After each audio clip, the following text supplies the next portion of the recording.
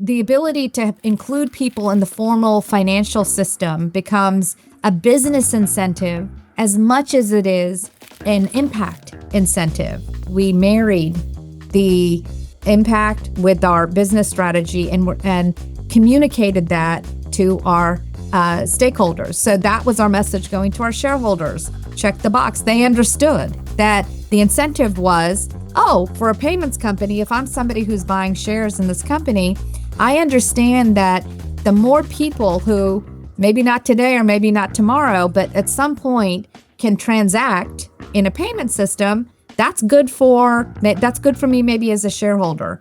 From a government's perspective, in many countries, when I first joined, governments would be dispersing, your food subsidy payment or your living subsidy payment in cash, which means a lot of corruption would take place. We've seen it also maybe, sometimes with refugee scenarios where, you have a lot of cash changing hands, and that becomes a safety issue, especially for women who may be trying to get the resources for their kids. But it's also a corruption issue. So government's incentive was to say, wow, if we can digitize all of these transactions and these programs, that's good for us as a government.